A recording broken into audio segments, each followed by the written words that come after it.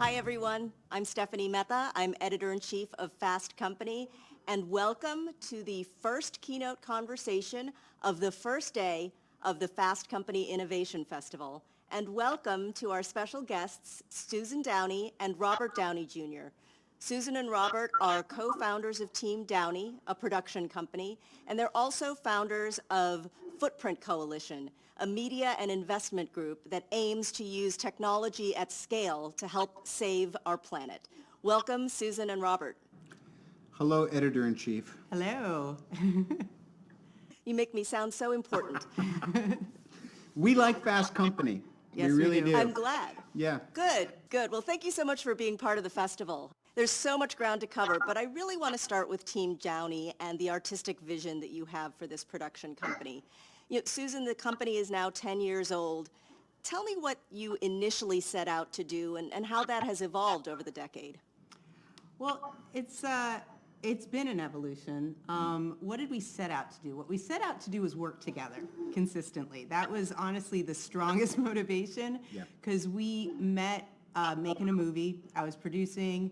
I was charged with keeping an eye on him. Yes, it was called Gothica with Halle Berry starring, Matthew Kasovitz directing, Joel Silver executing, Susan Downey as producer, and I had a supporting role. The problem was it was shooting in the very sexy Montreal. How could you not dip your pen in company? Hey sorry. now. I say, in terms of movie world, we waited a long time, okay? We did. This was not right out the gate. Anyway, to get back to the question. Yeah. Okay. So we met doing that. I was working for Joel Silver at the time. I ended up spending a decade with Joel. And prior to that, I was at another company, both of which did just genre movies. Okay, so with Joel, I knew exactly what I was charged with finding for us. 3 movies a year, like a tentpole movie, and then there was a smaller action movie when those were still in the theaters, and then we did this wonderful set of horror movies under a banner called Dark Castle. So anyway, I was working on those and met Robert and fell in love, and all that wonderful stuff happened. But we were able to work together. Not right away, by the way. No, that's what I was saying. That was my point. Okay, so. Well, no, falling in love right away but not consummating it is also okay. I'm I saying really neither think happened. we're off topic. Neither happened. I'm right gonna away. This is answer the all I question. want to talk about. This is called Fast Company. We're trying to get to our creative endeavors. All right, now let me give you a little counterpoint. What point was I even making yet? I was trying to get to my first point. Oh, I'm sorry, I concede the floor. Okay, I'll take it. I'm going to answer you, I promise. She's like, this is going great. No. So basically. We never got off question 1. I know, exactly. So here's the deal. We got to work together on Gothica where we met. We got to work together again on a project called Kiss Kiss Bang Bang, which we still to this day, I would say, absolutely adore as one of our favorite collaborations. And then we got to work together on Sherlock. And quite honestly, my deal was coming up at Silver, and we loved working together. And because I'm such a hands-on, boots on the ground type of producer, that if I was off doing a movie and he wasn't in it, I wasn't with him. And that was sort of a recipe for not just disaster, but heartbreak and all that kind of stuff. And it wasn't bringing out the best of us. So We have a 2-week rule. Yes, which we fortunately recently haven't had to implement. So when my deal came up, Robert said, I think we should do something just us together and create a company and all that. And since I had run Joel's company for a bunch of years, that task was not daunting. But again, the main motivation at that time was just to find things that we loved and to be able to be in a creative process together. And I wasn't going to be under the restrictions of having to do only genre movies. Now, we aligned in that we like movies that entertain, that you find an audience and, tend to be slightly larger. All of that has shifted over the years. And I think, now what we look for is things that still just delight us. And again, it crosses all genres, but it always starts for me with character. And what are we exploring here that we haven't had an opportunity to explore before? And in doing so, what are the themes that we're playing with? And the thing that Robert always brings up is, why do we care right now? Why do we care? Whether it's a period piece or something that is present day, is it examining on some level, while hidden through entertainment, things that are relevant to an audience today? So we're not, hugely political through our movies and storytelling, but we want to make sure that we're saying something with our story, that there is a vision that's being told. What do you think? That's excellent. Is there a counterpoint? No. Okay. Well, I was later in the conversation planning to ask you about the Team Downey logo, which is a crossing sign of a woman with a net chasing after a man. But I think we've actually seen that logo come to life in the first 10 minutes that we've been talking. We will forward you that logo. So what makes a project a Team Downey project today? Maybe let's talk a little bit about Perry Mason, which is a television program that ran on HBO.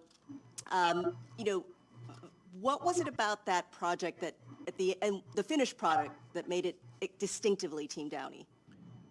You want to do it? Well, it's really, it's completely her baby, and it's been this labor of love over the better part of a decade. Much as when we were, Joel Silver had Guy Ritchie reinventing Sherlock Holmes, and we really liked the take he had on how to modernize something while keeping it period. Mm-hmm. It had been brought to us initially from the estate and some other folks and pitched it as a movie that we could update and modernize, and we said, you know what, let's double down on this, go back to the source material. And it predates even, obviously, the Perry Mason we know of as what was the famous TV show, back to 1931. So we started digging into that, and it's like anything. I'm sure you've had this experience. You can't tell a cooler story than what was really happening in the time that any story was. Life is too diverse and rich and complicated to really just world build, particularly if you're trying to do something that's taking place in our world. So, and then, I don't know, it took so many twists and turns and then wound up being what we all just watched during quarantine, which saved my ass, by the way. Having one thing that I was involved in occur over the last 6 months, I felt very But you're also being modest, because Robert had a very specific point of view on why an audience might want to see something in 1930s Los Angeles.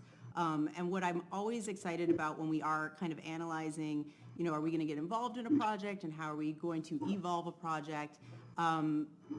He has this incredible depth of knowledge, both from his own career, but also just as a film lover, film goer, TV watcher, consumer, as he says, and kind of knows what has been done recently, what hasn't, what is due for kind of exposure again. Because I remember you saying, like, we haven't seen something great in the 1930s. I mean, you have Chinatown, but that's late 30s, and that was a long time ago. Yep. And it was primed for it. Even Boardwalk was 20s, and then you had 40s for LA Confidential. You get in where you fit in. And it's like, it's really, honestly, it's more of a, to answer your question from several hours back, it is a deselection process. It is, it's not that because we don't really want to just replicate what's working right now. We get excited when our skin is in it and we go, if we pull this off, we have actually done something that ticks the boxes but is innovative in its own way. It's also slightly intuitive how we end up doing stuff, because once we know we're onto something, we know it. You don't have to actually debate it or talk about it too much. And I think the final product of Perry ended up being something, in terms of why does it feel Team Downey to me? On one hand, I think it's very elevated. It's obviously premier television with, like, premium television, with it being at HBO, who knows exactly what they're doing. And there's such an authenticity to it, which I think even in something as highly entertaining as Sherlock we brought to it. You want to feel like you're really in that place, in that time period, but tell something that is moving and entertaining on top of it. And the real thing we brought to this kind of arena, which even HBO didn't quite have until now, is there is a sense of humor to it. Yeah. I mean, it starts off with a horrific crime, and we had to go there. You had to get pulled into it. You had to understand why Perry was pulled in. But we very intentionally laced it with a bit of a wink and a bit of a nod and just had some fun and found the humor within the reality of people interacting, not reaching for some, comedy per se. And I think that that is something that we always try and do. If it's a drama, we want to find the humor in it. And if it's supposed to be funny, we want to make sure that there's a grounded element to it. So I think that's some of it. I think we answered. Yeah, it was good. I think we answered. Good Last answer. question. Robert, you just talked a little bit about this notion of world building, and you spent more than a decade in probably one of the most famous multiverses in the world, which was the Marvel Cinematic Universe. What did you learn about world building from, watching Kevin Feige and being part of that experience? Well, Kevin and Susan, I think we're same year, you're part in USA. First of all, USC Film School knows what they're doing. They properly equip people to go and not only disrupt, but kind of move and elevate the conversation and entertainment across the board. But I know that Kevin was, I don't want to say frustrated, but he was already working in a genre where he was wondering why not? Why not this and then that and this? And if you think about the way things were in the early aughts, there'd already been several waves of this kind of genre of stuff, and it wound up being a little bit of a turf war and producers. Susan is the exact opposite of a producer who just wants to get onto projects and participate in the upside of them without necessarily driving them creatively. And so not on a resentment and not out of frustration, but almost in the, if 1,000 miracles could happen, and the timing and the building an algorithm of something could lead to something unprecedented, wouldn't that be worth my while? Because we're all, tell me, we're all working our asses off, whether what we're doing is going somewhere that we sense a value in or not. And what I saw was very humble beginnings, very uncertain outcomes, a lot of creative risk-taking, but also there was an algorithm to the potential. And that's something that now, as we're looking, and thank God Sherlock has been sidelined for one reason or another since, You've been a little busy. Yeah, a little busy. Did the first two installments, but now we strongly feel, as do some of the Marvel filmmakers and other folks, that we're probably going to... I was going to say, did we turn off the phones? We're in our office, and that's what that was. But no one's in our office these days, so we thought we were safe. Yeah. Okay. Better than a kid running in. When you have a single-minded grinder, like a Kevin Feige, like a Susan Downey, anything is possible, because the wherewithal to be able to take on the inconceivable amount of frustration, uncertainty, and pains that will be required is no problem. And again, for gals that I have seen that came up when it was like, we work so hard in our field, and the only disheartening thing is when you feel it's all for naught. I felt like you were talking a little bit about the first two installments of Sherlock and, this notion of taking the franchise further. Do you see Sherlock as more than just a character or a series, but a platform for doing more? Yeah, at this point, we really feel that there is not a mystery verse built out anywhere, and Conan Doyle is the definitive voice in that arena, I think, to this day. So to me, why do a third movie if you're not going to be able to spin off into some real gems of diversity and other times and elements? And also, this started when Lionel Wigram basically did a graphic novel version of a steampunky Sherlock as kind of a calling card to Warner Brothers that then got Joel to get Guy to have Susan and me. And so we kind of went back to, and again, we're not repeaters. We don't want to just try to do what's been done somewhere else. But I think, I think the model itself has become much more dimensionalized than it was before. And so, Susan, are you actively sort of hoovering up intellectual property around the Arthur Conan Doyle estate or, adjacencies? I'm just wondering if you could talk a little bit about, what this might look like. Right. Well, look, the IP itself is Sherlock.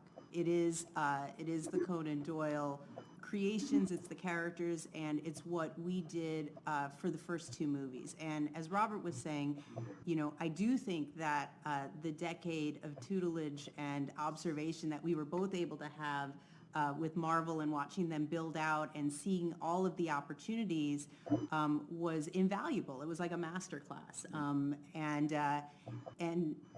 They really did know what they were doing, and they had sort of this tight-knit group of people from Jump who are still with them that have locked into a vision that enables them to then broaden it. And I think for Victoria, Lou, and Kevin, and whoever is directing and whoever the other producers are, and then their key castmates. And so looking at something like that where you have valuable IP and you have a solid group of consistent people, which is what we have had with Sherlock, there is a great opportunity there, we think. Doing a one-off third movie, we could do, but we do think there's opportunity to build it out more, to spin off some characters from a third movie, to look and see what's going on in the television landscape, to see how Warner Media is starting to build out things with HBO and HBO Max and all that. So, is it happening yet? No, but are there conversations? Do we hope that it can? Absolutely, because we just think that we have so much fun creating in that space. We have so much fun doing those movies and creating those stories, and we have such great ideas for characters that, again, could spin off, that we would love that opportunity. We definitely have kind of grand schemes and plans and all that. But it takes a lot. It takes a lot of coordination because, again, Marvel wasn't built in a day. It took several wins and things that worked very well to then be able to connect them, to then be able to branch out and now have television and all that. And it's also the right people at the right time. Like, if Joss Whedon hadn't directed the first attempt at bringing the other three franchises that were operating together, its different sensibilities will get you to different places downfield. I think the main thing is the reason these things tend not to work is the same reason that it's so hard to get a whole cast together to have lunch offset, or let alone when we did the 10th anniversary of Marvel to try to get all the characters in, but in all the movies on a soundstage in Atlanta. I mean, it was bananas.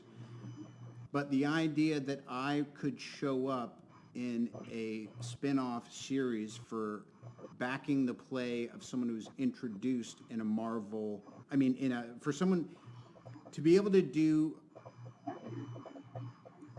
to step out of a movie and into a spun-off series for someone who was introduced in a third Sherlock movie is something that you go, well, you can't put a price on that because then you're saying we're not bifurcating everything and segmenting it and all that stuff. We're going to have a through line of awareness and appearances. Both of you have talked a little bit about projects that have been put on hold, other projects that have been occupying your time during the pandemic. For either of you, what's your prediction about what Hollywood is going to look like when we come out on whatever the other side of this looks like? Will people go back to the movies? Will people sit in movie theaters and buy popcorn and sit cheek to jowl and be entertained? Well, what's amazing to me, just to take North America as an example, is it's so odd to me how perfectly split the sensibilities are for most of the citizens, whether you're more conservative or progressive. I think that there's a natural and understandable hesitance to want to go back into the time before. But again, this is when innovation always comes and saves the day.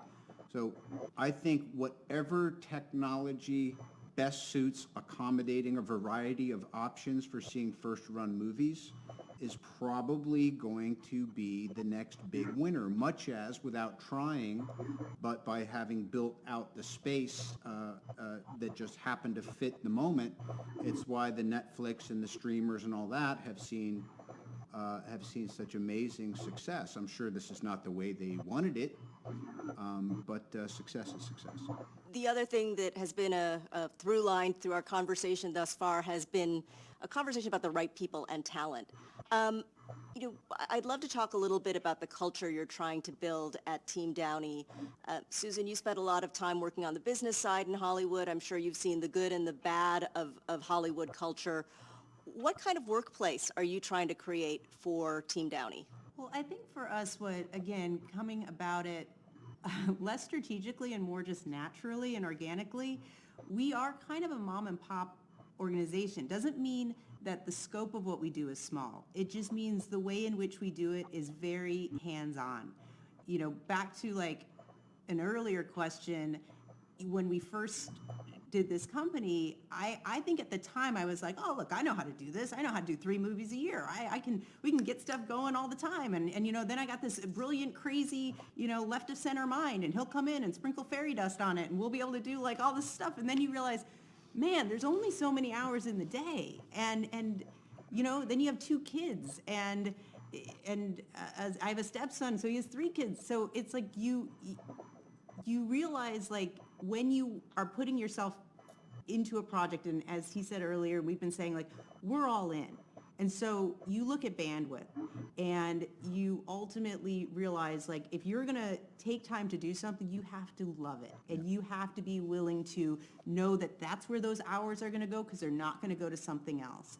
And so I think the culture that has evolved as a result is that we have a very small group that is all in. This is, when you do what we do, it is your life.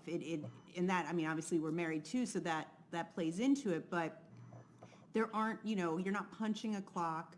And I think that we're also fairly independent, even though we do stuff together, and the people we have working for us, we're doing it collectively. Yeah. Everybody's very proactive within what they're doing, and then we come together. And so it's encouraging that. It's encouraging people to be proactive, to have the confidence to represent us, to have the confidence to make choices. But the key thing, I think the 3 key things, whether you're on a set or in a relationship or have a company together, is you need communication, you need trust, and you need respect. And to me, those are the pillars, those are the foundational pillars.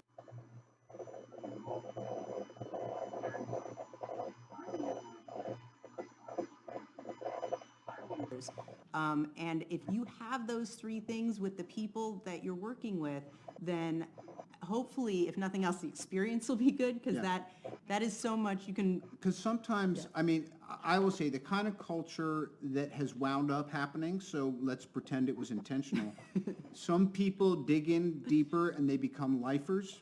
Some people decide, I've learned a lot here, thank you. I now really know that what I want to do is over there. Yeah. And some people use their time here to get a skill set going that then leads them out to where now we're watching the movies they're writing, or we're seeing the show that they did, and we're like, oh wow, that was she was an intern. She was really cool. She didn't tell us she was, and now she's got her, and we go, great. So it really is a little bit of an incubation thing, but again, it is the opposite of old school Hollywood, which is a work-death syndrome gulag, where you are stuck in a job that seems cool on the surface, but there's no trajectory toward actually not needing the production company and all of its facilities to thrive. That was a really good answer. Oh. No, I mean, I thought that was really good perspective. It's just the way it's been. No, but you're totally right, because I think for me, we've both been working so long. Like, when I started, I immediately found a company that was making something. Yep. So I've always been making something. I've never been at a company that maybe like was fancy sounding but was not doing something. We were always in production. So I think that's a mindset that we have, which is it really just go out there and get stuff done and be in it and be, you know, just really invested. You got to have fun Christmas parties too. But you're right, though, because we have seen people who dig in and they're lifers with us and they continue to build the experience and make stuff with us. We have people who are wildly talented that's what it is. We let people really get their hands dirty because that's how it was for me. I mean, I never had to sit at a desk too long. My first job out, I was kind of handed the reins really early just because of some circumstances. And it was like, here's your shot, kid. Like, let's see what happens. And so I think I have a little bit of that mentality with people, which is come in and just put your nose down, do the work, absorb as much as you can. Because that's what I always did. I just took in everything I could, whatever set I was on or meeting I was allowed in, like just take it in and see how people operate, see what's going on, and what value can I add? How can I make it so I am invaluable in this situation? And I think that's kind of what consciously, subconsciously, the advice I give people, like, that's kind of what we push towards. So what's a day in the life at Team Downey like these days, now that everybody is largely working at home and you also work together? We're at our at one of our production office facilities in lovely Venice. If you were to look around, we kind of have these reversed A-frames where it's kind of like people are stacked next to and near each other, so there's a real sense of kind of just physical closeness. Maybe not my best design idea in the last decade or so. But it's nice just to be back in the building where so much has happened. And the other thing, too, is, again, like, you know, you get your overhead and sometimes you wind up being at a bit of a deficit for all the costs that are associated with trying to get things done. But, you know, so many films that weren't even really in our charge to lead the development on, whether it was a Marvel film or other project or things we were doing. We did all the rehearsals and all the rewrites and all the stuff here because that's my ride. I'm afraid I have to go. I'll be back in 72 hours after the observation. Is this a day in a life, though? It's about to be. Oh, you're getting there. Okay, good. Okay. Yeah. On the first Sherlock, we were trying to get cast members and Guy and folks to want to come out and work weekends and really drive ahead on the thing, and we weren't really getting the warmest response. We weren't particularly civilized. We were Americans, and we were like, grind, monkey, grind, let's go. Let's shoot 6-day weeks and then rehearse on Sunday. And we kind of pulled back and decided to make things a bit more civilized. So in the time since, we try to foster an environment where people would just want to come and kind of hang out, even though there's a lot of work to be done and we have problems that need to be solved. Nowadays, what it really looks like, I roll out of bed, I take an Epsom salt bath, and I train Kung Fu. Anything that's on the schedule after that, I have more than a passing interest in. She knows the 5 projects that I really care about. I know the 15 or so projects that are actually going somewhere because she's working on them. And after all these years, it's been really like looking in a full-length mirror of my perfect partner and saying, how can I be less of an impediment in trying to make sure all of our needs are met? Because really it just started like this. We're in set chairs, we got a script, we got a schedule, we're doing something. We look at each other, we go, how about this instead of that? And I just love being her co-pilot or riding shotgun or once in a while with the steering wheel. I just love it when we're road tripping, making projects together. It's the best feeling in the world. I want to shift gears a little bit and talk about Footprint Coalition. When that initiative was announced probably about a year ago, a lot of the initial press suggested that it was essentially a nonprofit organization that was going to use AI to sort of help the environment. But it sounds like it is so much more than that. So I'd love it if you could tell me what the mission of Footprint Coalition is and what the intersection is between sustainability and technology. Sure. Well, you know, and I think this goes back to development too, in that you almost never really know what you're doing when you're doing it. And if you have enough sequential support around you to follow that kind of hunch, then you can start building something out, right? So that creative engine operates between the intuitive process and then the ability to actually bring things and build them to scale. So initially, I was a keynote speaker for Amazon, and I was a little frustrated having sat down with some of their higher-ups, and it just seemed like there wasn't a lot of willingness to really want to do things outside the scope of what one or two people at the top of a company wanted to do. And I understand and respect that framework because it is very old capitalist, just kind of ways you do things, and these companies are huge. And I thought, what if there was just enough synergy to actually say, if there was no turf wars or IP sequestering and all that stuff, that we could really use creative problem solving to address this massive crisis, which is probably right behind the pandemic crisis and right behind the racial inequality crisis and right behind the economic crises. I mean, we're in a crises set of concentric circles right now, but the one that ultimately is going to leave the greatest legacy is inhabitability of our home planet. So initially, it just sounds like a philanthropic thing, and whenever someone says, "and this is my cause," I just check out.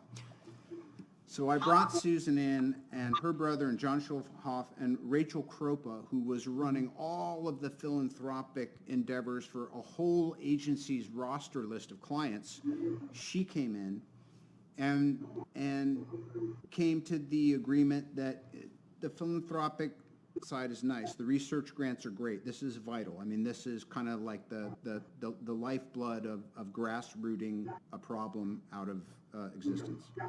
But if you don't have an investment partnership that is able to leverage bringing attention to new technologies and all that, they just can't compete because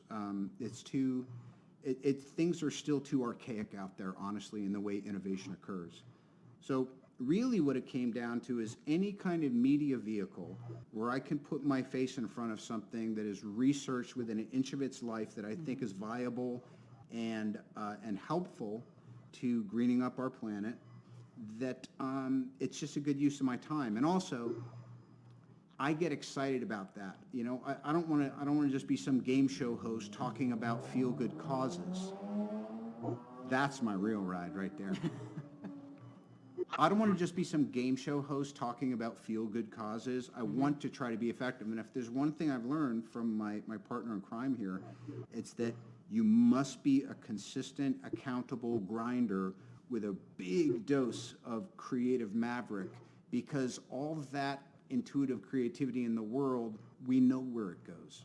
You know, the streets of industry are paved with really bright people who did not know how to build out their thought sphere into something viable. So it's really become an investment partnership, a media vehicle, and then this kind of larger And nonprofit. research nonprofit-y type thing. Yeah, it's been really interesting watching it evolve. Like some of the other things we've talked about today, there was just this intuitive process where we knew at a certain point in our lives, in our career, that we wanted to give back, and we didn't know exactly what we wanted to do. We had this entity called Random Act funding that we played around with for a while. Yeah. And it was because we were so driven to figure out how to give back, but didn't have our cause per se, or didn't have the exact direction. But we don't want what Robert always calls analysis paralysis, where you do nothing because you can't figure it out. Sometimes you just get yourself started and then hope in doing so that something is going to perhaps become the dominant idea. And I think for us, there was just this incredible opportunity and exposure that we were able to have, not in small part due to this character that he portrayed for all these years and this association that he had now with sort of technology and innovation, and realizing, wow, if we can somehow use our positioning and you know, who, like kind of Robert and the way he looks at things and the way people look at him, to spotlight and supercharge some of these technologies, this innovation that can really make a change in our world, why wouldn't we do that?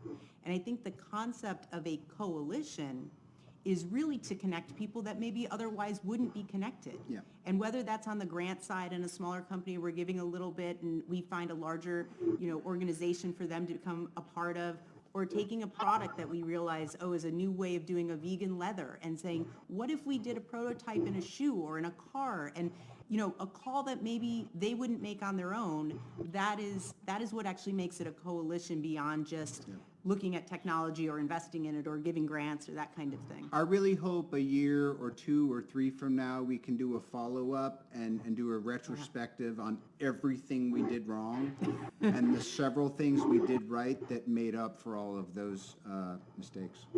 Well, it's interesting because, one of the Team Downey projects was The Age of AI, which was a multi-part documentary series about artificial intelligence and machine learning.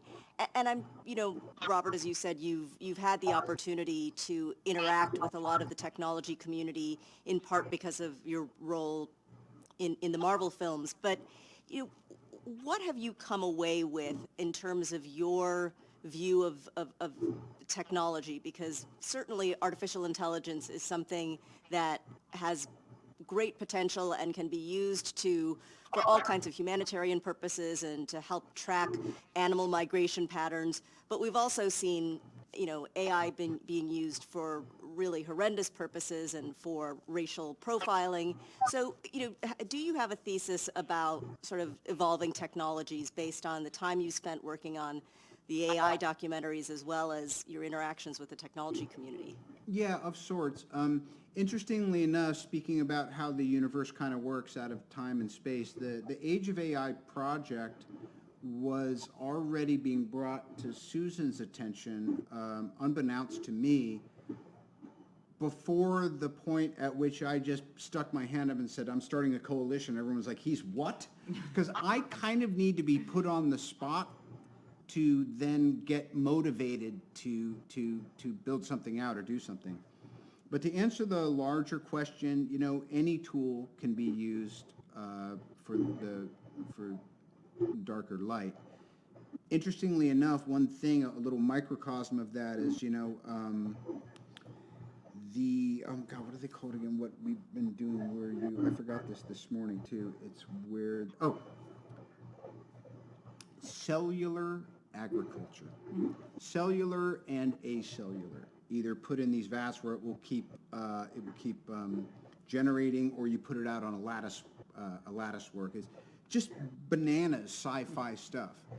It's only now that the guidelines for how to ethically deal with this area of study are even being proposed and written up. I got to meet the team that's doing it, and we were one of the lead grant givers in this space. And just those small things to be a little part of, this is great and all that, and it's kind of the downside of Silicon Valley, right?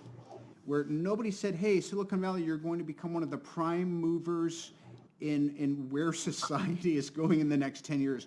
Can we talk about how you should handle that ethically? I mean, way after the fact, we're chasing it down. So I think what's important is to get out ahead of these predictably massive interruptions in our evolution and start to met out what we believe the appropriate guidelines are. And so even just to be a tiny part of that, watching the steering committee say, hey, we actually are going to try to look at this with a moral psychology, because why not? Things tend to work out better when we do. Well, I also feel like when we played with the Age of AI, we intentionally were looking for how prevalent it is in the ways that people don't necessarily know. And because I think everyone just thinks of like the AI movie. I mean, less so now, but when we were first setting out and really understanding what it is and how it is out there and how it can be used for good. Because yes, there is the dark side. That wasn't what we were looking to explore, because it is there. It's going to be there. And I think things like being part of regulation is important and getting ahead of those kind of things. But really the intention of that show, the intention of what we're doing with Footprint, is leaning into the good that can be done with technology. Because that's where we can make a lasting kind of change and impact. And then being mindful of the downside for sure, but really trying to live into what is going to be beneficial. Susan, did Age of AI whet your appetite for doing more unscripted or nonfiction? I'm wondering what that experience was like for you, since much